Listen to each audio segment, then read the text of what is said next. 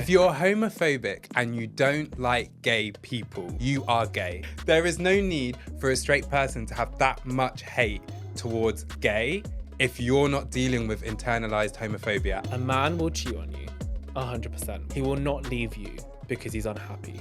They'll just cheat until someone else catches their eye and their attention enough, then they'll fuck off. And they think it's good enough to leave. And then they'll leave.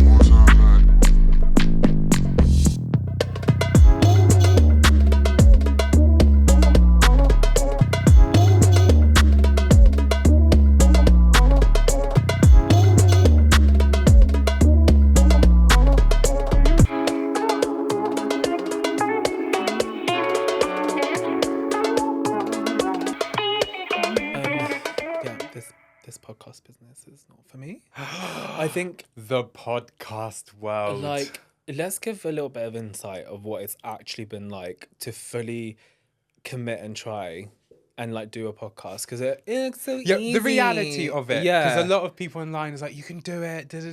Fuck off. The percentage of podcasts that don't make it is like 90% don't get past their 10th episode. Including this one. And our other one. Like, for real. Because like we've also, well, you've definitely had some experience with it. So like we thought, you know what, we get this, like we know what it is.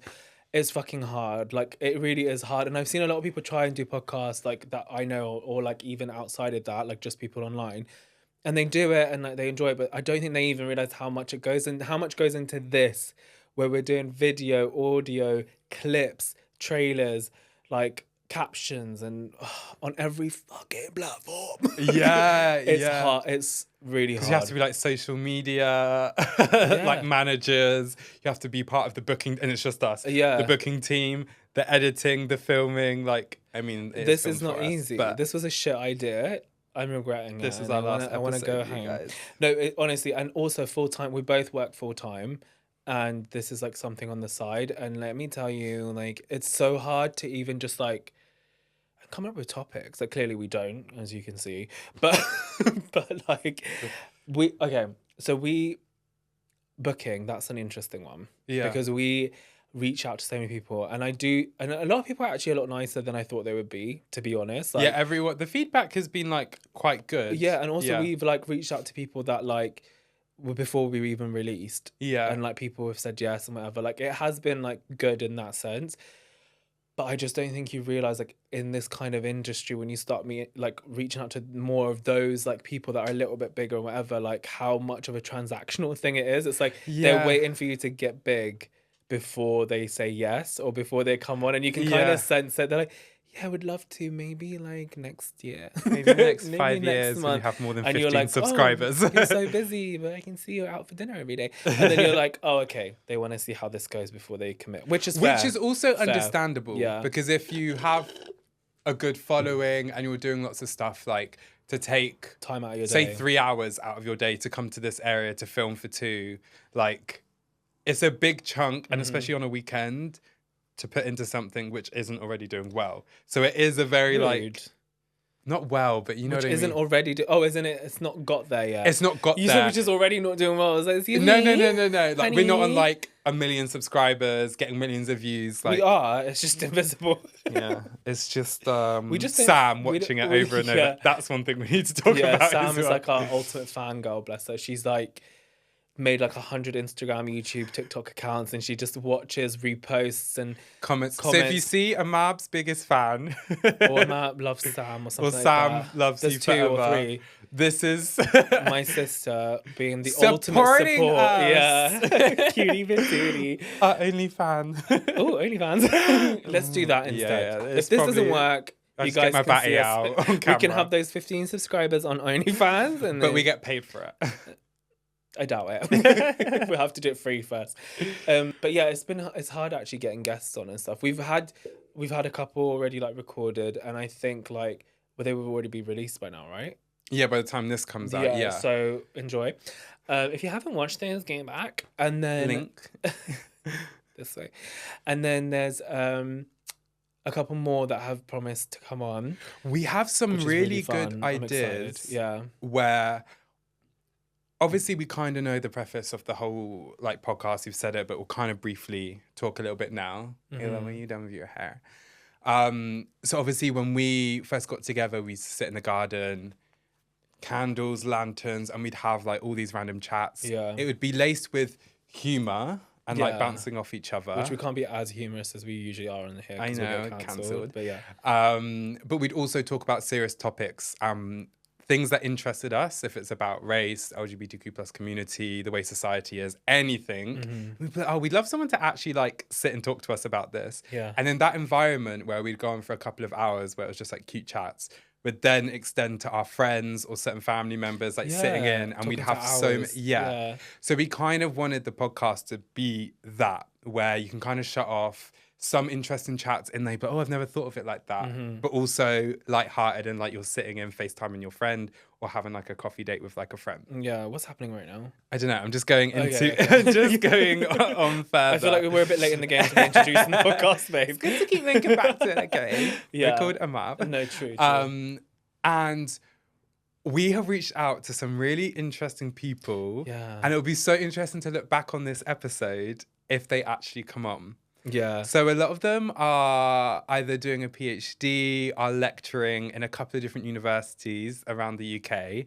Some of their topics are literally questions and conversations we've had, but having a specialist come on and talk to them about us will be insane. Yeah. So one of them has specialized in LGBT and sexuality throughout history. So like the ancient Greeks, certain African tribes, ancient Egypt, and how sexuality kind of comes into that. So to have that kind of conversation, It'd be amazing. where With did someone that gay actually come knows. from? Yeah. Do you know what I They've mean? always been around. Yeah. Yeah. Some other people have more specialized in kind of like the Black community and LGBT stuff and how that sits and how they go together. And Arab, the other one's like doing, and that's.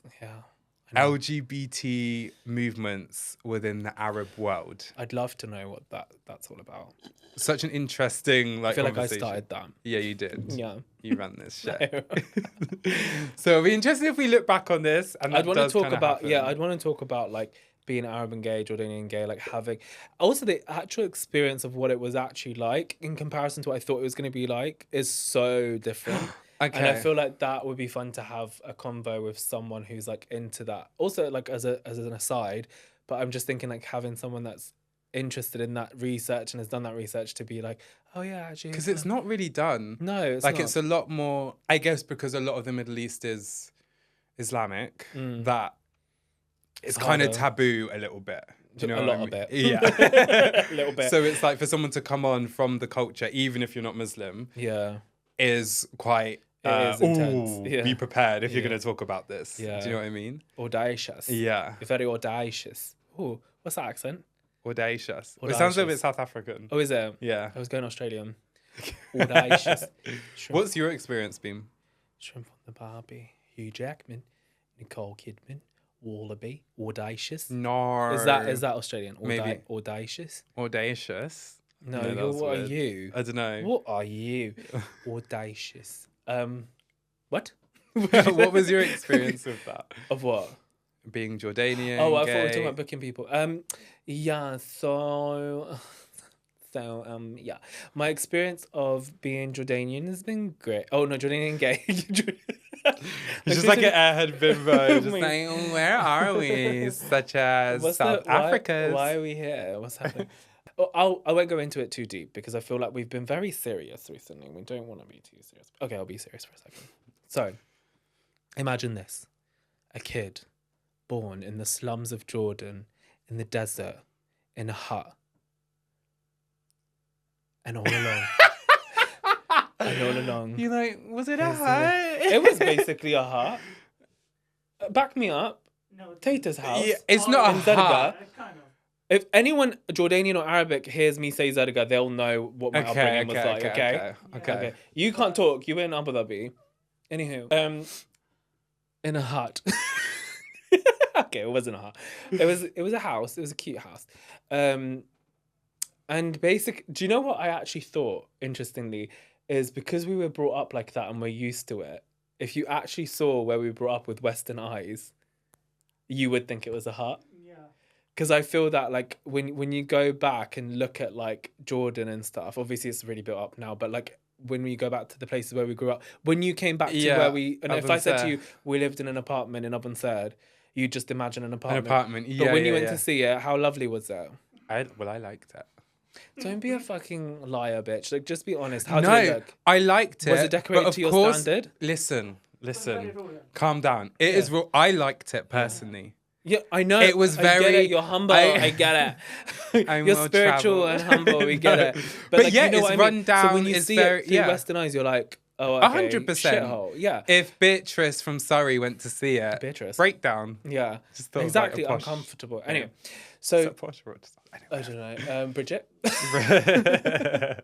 Actually, it's really hot to have my hair down. This is a mistake. So yeah, so basically, little poor gay boy in Jordan, and then like the whole time, I obviously knew I was gay, but didn't know what that meant. Yeah. So like, you know, I think we spoke about it a little bit. Like I'd watch Buffy, like Angel, and then as we got a little bit older, and the option to move to England arose, because my mum's English, and they were like, I'm in an iron about it. And I remember so distinctly being at my nan's flat in England, and I heard them have the conversation. I ran into her room because my mum and dad were there, and I was like, please, can we move? It's going to be amazing. Please. Like, I begged them to move. And thank God they did, because I feel like this situation that I'm in right now would have fucking sucked if I was still there. Yeah. But to be fair, I feel like I would have eventually come to England anyway. Like, I feel like I would have come to England at For uni uni and or- stage, yeah. maybe. Excuse me. And so then, yeah, so that experience was fine. I was petrified of being gay. I was petrified of coming out. I was so fucking scared that no one could ever find out. And I used to like sneakily speak to gay people online. Can't really remember the websites, but they weren't like, you know, like the ones that we know now. Yeah. Like Grinder. It wasn't that, no. And then and I spoke to people, and then I was like, oh my God, what am I actually going to do? Like, I got to like 18 and 19. I was like, what am I actually going to do? Like, am I just going to marry a woman? Like, am I going to have to just lie for the whole of my... Like, what am I going to really do? That's an interesting part as well, because I feel like people who are brought up in the West, there's always this thing of like, well, your family should accept it. They should get over it, without understanding Culture. the culturally different. I was always very patient with the family. Yeah. And I was always very patient with my dad specifically, because yes, it's all well and good. I didn't choose this. Like, fuck you, accept me. Like, this is not my problem. But you can't, like, there's so much history there. You're talking about a 50, 60-year-old man, or even people who've been brought up in a specific religion, culture. They can't get over it that quick. Like, it's not really English fair parents struggle. So yeah, if you're talking to about expect it like that quick is it's a bit harsh. But I just remember it being like a big secret. It weighed on me a lot. I feel like I'm naturally an anxious person anyway. I'm not going to blame that on anxiety, like disorders or whatever. Like, I think I was always a little bit of like an anxious person, but that definitely didn't help. Yeah. And then it got to a point where I was like, no, I don't want to marry a woman. I don't think it's fair on the woman. I had like a person who I wasn't interested in, a girl that I wasn't interested in. We never dated, and we never kissed. We never got in a relationship. I really loved her though, as like a friend. And I was like, she's so intelligent, she's so smart, she's so like fun and quirky and funky, and I really liked her, and I thought I fancied her at school. She wasn't interested because I was fat probably. And then and then we get to the point where she's now interested in me. And I was like, this is your perfect woman. Like, this was my perfect woman in my head at the time. And you're not interested. Can you tell me the name and we'll bleep it out? Ah, okay. And I was like, this is the perfect woman. And I was like, if I'm not interested in you, like, there's just no way, like, that I'm going to be able to maintain a relationship and get married and have kids with a woman. Because she was so my vibe. Yeah. Her mind, especially. And so we were, like, obviously, like, seeing each other more, flirting, whatever. But we never got together and we never did anything. And before we got to that point, she was one of the first people I told. Okay. Because I was like, I can sense she's getting feelings for me, which I literally dreamt of. Like, I literally prayed that she'd get feelings for me. Yeah. And so when she did, and I was like, I should be more excited about this. Yeah. And Why I does was it feel like, wrong? I owe it to her. I need to tell her. And then I was like, that's not fair on her. Like, she's an intelligent, beautiful woman. Like, she deserves to be happy and find someone who actually wants her. Like, I'm not going to put her through Rather that than for me my giving family. half of myself. Yeah. But then probably just cheating on her with a guy later yeah, on. exactly. Yeah. So I told her. She didn't actually take it well, which I was a little bit... I'm not gonna lie, pissed off about. I think I was pissed off because I was like, I'm going through this. Like this is my thing. Like got this secret. I've got this Arab family. I've got this like big thing that I have to deal with, and you're upset because I'm gay. I understood it to an extent, but I just thought this isn't about you actually. Like I'm telling you out of respect. I've not kissed you. I've not dated you. Like I've purposely not done those things. So why are you angry? I'm telling you before that happens. Yeah. And she said, oh, I loved you and whatever. And I get that. Obviously, that's horrible, but that's not really my fault. Yeah. Like, it's not my issue. So then that kind of annoyed me, that reaction. And I was a bit disappointed with it. And it made me realize that no matter how intelligent she was still a white English girl that didn't really get the culture and didn't really get how big of a deal this was and how much torment I was going through. To even say the words I'm gay made me feel sick. Like I was like, I can't even say it. Yeah. We went out for dinner afterwards. And she was better about it. Like she was nice. She was like, I get it. I'm just a bit like sad. She's like, I thought you were going to tell me you're engaged to someone in like Jordan because I'd just come back from Jordan. And I was like, no, like this is the situation, blah, blah, blah. Yeah. And that made me realize I was like, right, I need to come out to people. This is who I am. I live here now. Like I can't live my life like this. So then I slowly told family members and everyone was supportive pretty much. And that shocked me. And so a little bit of me does want to give a cautious piece of advice to people struggling to come out with the background or without the background, whatever, is people aren't actually going to react as bad as you think. And I've seen a lot of people say that. And a lot of people have like, obviously I've had bad experiences 100%, but I mean, I won't go into them, but they weren't good, definitely. But there is a lot more good, like a lot more people were like, people will surprise you. Yeah. And it's obviously one of them's right here. Every family is going to be different. And some people have obviously gone through experiences where they've been disowned. They're not part of the family. And the difference a little bit with you is you have like a mixed background. Yeah. Do you know what I mean? And you're not fully in Jordan. But I do feel that, yeah, people can surprise you and people can give you a reaction which you're like, I never thought. No. I never thought it'd be to this Yeah. extent. The Honestly, fact that me and you go to Jordan together. Yeah, exactly. This You is the know thing, what I like mean? it's Like, such a that's big, so unusual. such a big thing because loads of people surprised me. Loads of people were like, I was like, wow, I did not expect this to be a reaction. Genuinely, like cousins in Jordan, I was like, I'm never going to tell. I'm going to have to come to terms with the fact that I'm never allowed to go back to Jordan. Like I remember the conversation, yeah. I set myself up. I was like, this is it. Like if we do this, if we do Instagram, if we're public, like I'm never going back. So many of them have been way more than supportive and like way more than I realized how supportive they have been. And even friends that I was worried about that I told were a lot more supportive than I thought they would be. Yeah. So advice is that people might shock you. There might be some shitheads there for sure, that there is, but don't think too much because even my dad now, like I never thought we'd get to the place where we're at now, like ever in my wildest dream. I never thought I'd have my cousin sat here while I'm recording a podcast about being gay with my fiance. Like these things. These things are like wild, and I know there's shit talk behind my back, and I know there's people that have opinion. Like I'm not stupid. I know like there's rude stuff. It's not all said, hunky dory, but I don't care because the people that I love are there, so I don't really care about like all the other shit. Yeah, I'm a gay boy. Get over it. And the interesting thing as well is on the flip side of that, I remember there's a couple of stories you've told me of like certain people that you've like gone on a date with in the Middle East, in like maybe like Abu Dhabi or Dubai or Jordan, and how their lives differ. Because I'll never forget, you told me that you went on a date with a guy and you were just sat in the car talking, and he was in Abu Dhabi. I don't think he was from Abu Dhabi though. Did he take me to a random place? And I was like, why am I here? Yeah, like oh, where am I?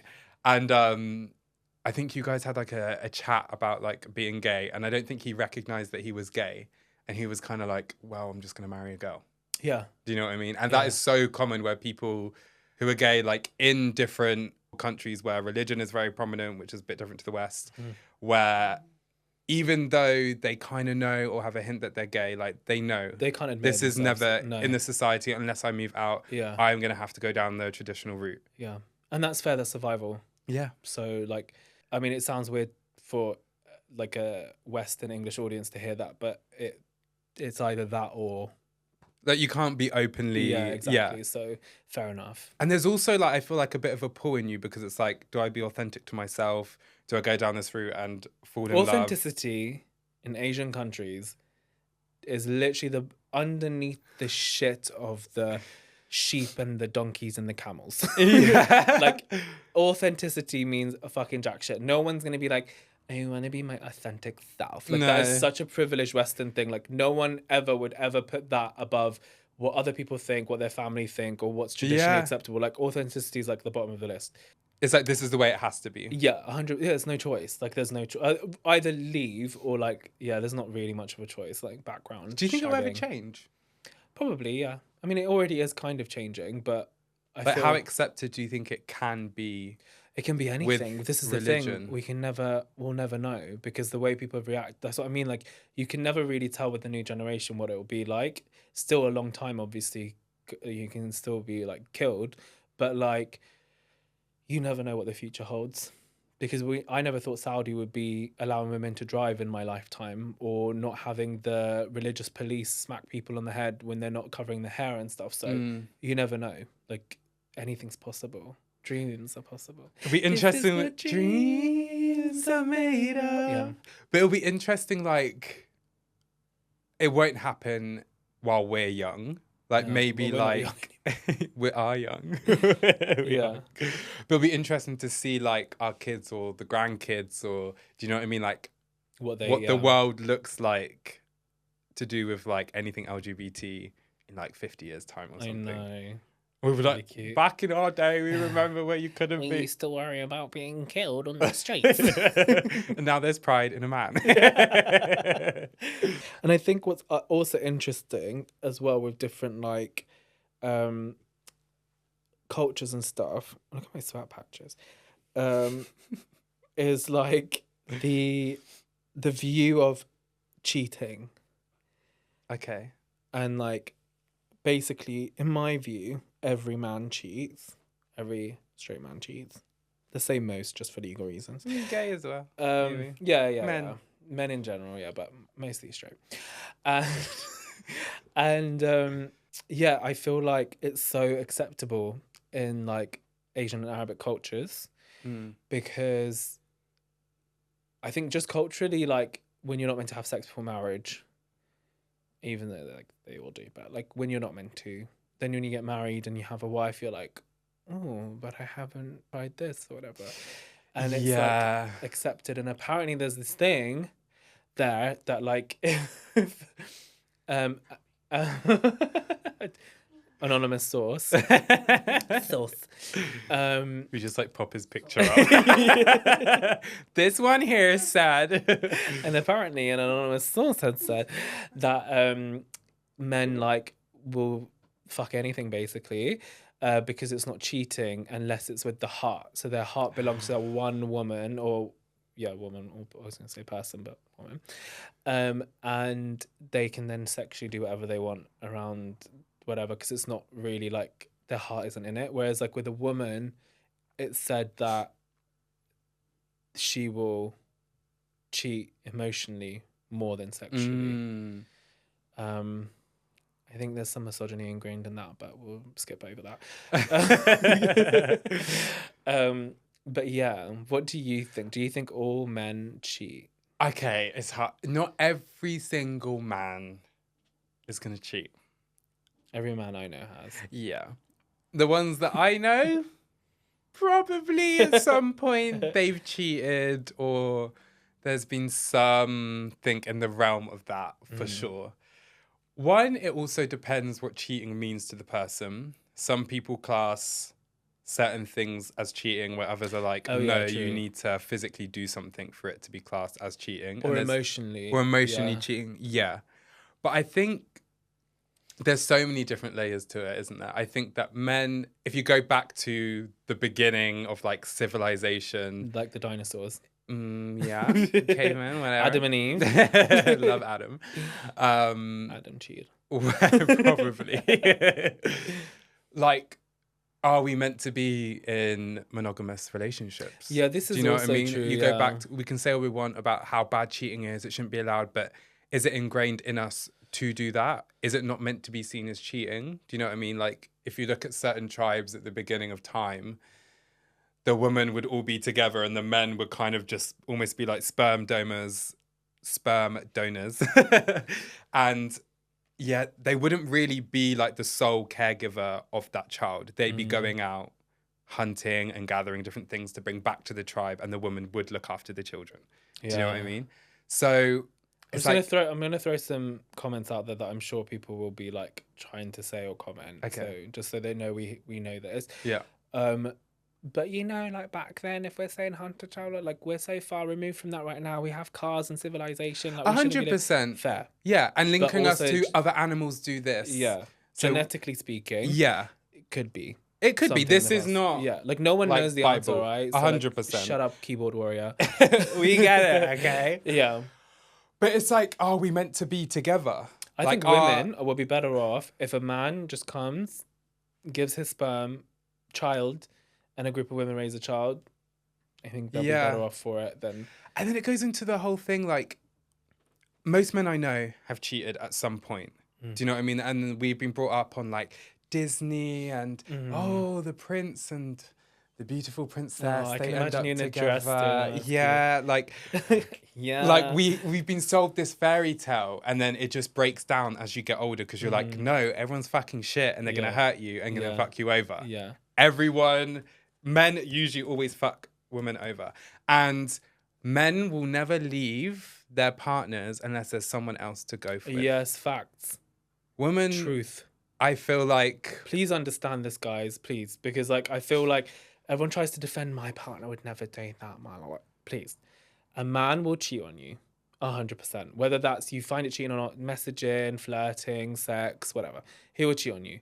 He will not leave you because he's unhappy. He is a coward. They are all cowards.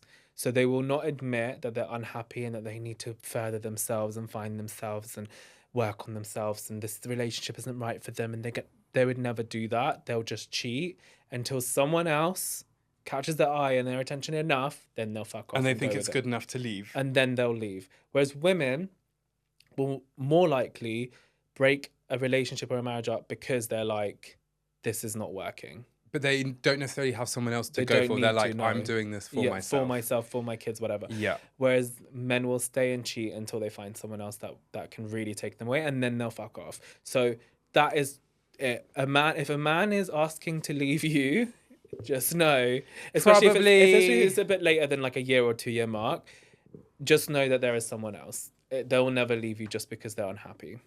Facts. Yeah, I hate to say it, but I feel there's obviously going to be some people which this especially doesn't apply marriage, to. say, yeah, this is more like if yeah. you've been together for years, you're married, have kids, like it's usually for someone else. So my advice would be a bad bitch. Don't settle down. Use men, have fun, go on dates. But then live your own life without them. And please go for the ones with money, because if you're at the end of the day, they're going to cheat on you and leave you anyway. Like, you might as well get some cash from it. Yeah. Like, there's no point in dating a broke Be a gold bitch. digger, basically. Yeah. You get with He's going to fuck you over. A broke man, and then he cheats on you or he leaves you. It's like, no, get some money, honey. Get that Chanel bag. Or you be the rich bitch and you get a toy boy. I like that. That way around. Do that. Yeah. If you're going to be that, if you're in that way inclined, be a success, get a younger man, and have lots of fun. Yeah. Until he gets too old and get another young guy. Marriage is another misogynistic way of men owning their women and money and finances and big topics. Brain cells. Science. We're so equipped to social science. Conversations. So you don't need no man, basically. I mean, we say this in a relationship. You don't need him. You don't fucking need him. Yeah, he's like, I feel attacked. I know, I'm so sorry. I would apologize, but you cheat. Oh, damn! Yeah. No, that is so funny though, how we're saying it. Like, I feel like I'm not part of the male species. Like, men are disgusting. I know I'm a man. Yeah. I know I'm also disgusting.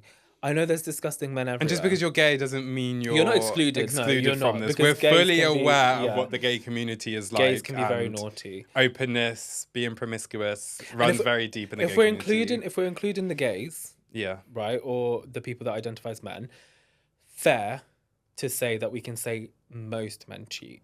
Because as far as I'm aware, you haven't cheated. Live on air, have you cheated? Okay. Oh, sus. I have also not yet. So, Bitch. I think as of now, in this current state, we can say most men because we haven't cheated. If we're going to include all men, if we're going to say straight men, I don't know. Obviously, I don't know every straight man in the world in a relationship, but all of the ones I know, and I know a lot. And also with gay men, the difference is I do know quite a few gay men that have cheated 100%. Okay. But I don't see, that's the thing. Yeah, I know a few. Oh, that's so annoying. Everything's an opinion and subjective. That's the I want thing. my things to be factual and just like law. None of this is factual. This is our opinion and take on it, okay? So do not come for us. I come for us. However, the gay community is more open to being in an open relationship. Yeah. And they have that conversation, so then it's not cheating. Yeah. I feel like in straight relationships, it's so taboo to think that you could be in a throuple or you can be open. Or a one-night stand. A one-night stand, like where you would both agree to it. Like it's so like, this goes against the whole of society and like what's been embedded and instilled in me as a child that I couldn't even think of doing that. Whereas when you're gay, nothing is traditional. So you're like, yeah, I love you, but I also am happy if you need to have sex with someone else. Not everyone, but not everyone. But if you want to have sex with someone else, like I am okay with that. But you come home to me. Yeah. And there's part of me which is like, does that make relationships work? Yeah, like if you really love someone, you guys all just don't love each other really, because if you really love someone, you don't want to be without them, and if it makes them happy, like Joshy comes to me and he says, I really want a cinnamon swirl today, which you owe me today, by the way. Oh yeah, I've got to get there. And then I'm like, yeah, that makes me happy. He's going to get me a cinnamon swirl. Yeah. If I say, oh, I really want to fuck someone else today, it'll make me happy. He'll be like, yeah, sure, babe, be happy. So not quite like that, but if you want to be with someone, you don't own them. Yeah. You love each other out of choice, guys. How many times? That's the thing. And the thing with cheating, I feel like, for me personally, it's not even you've had sex with someone, you've kissed someone.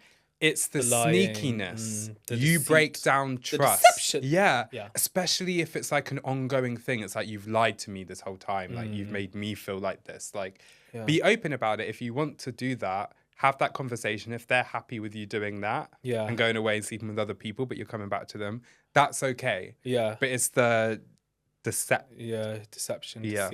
I feel like that. I feel like I'd much rather you just say like, oh, this guy's really fit. I really want to fuck him. And I'm like, rude.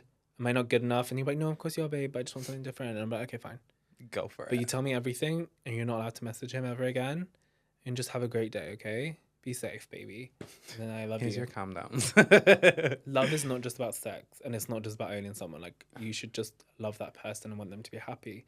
If that means shagging someone for a night, it's not that deep. Go for it. Do it. I'll be there in the corner of like, woo! Arch your back more, honey. more. Show him how you can do it, baby. Yeah, that'll be. This has been such a deep episode. So deep. This is how I'm gonna end it. Okay. And then cut off. Okay. Yeah? He sat up straight. Yeah. No pun intended. He sat up straight to talk about the gay. If you are homophobic. Oh, into the camera. Yeah. Shit, okay. If you're homophobic and you don't like gay people to the point where you will trash talk them, whenever anything gay comes up, you will say shit about anyone part of the LGBTQ plus community. You need to look inside, because I have always thought this, you are gay. There is no need for a straight person. Yeah, you. There is no need for a straight person to have that much hate towards gay if you're not dealing with internalized homophobia. And I've always thought this. Anyone who is dead set against it, I'm sorry, you're hiding something. You hate something deep within yourself that you're never going to admit. You're gay. Podcast over. Are you glad you got that off your chest, babe? I am glad. You look a bit more relaxed. Your tit is almost out. That's how angry you are. Well done. Well done.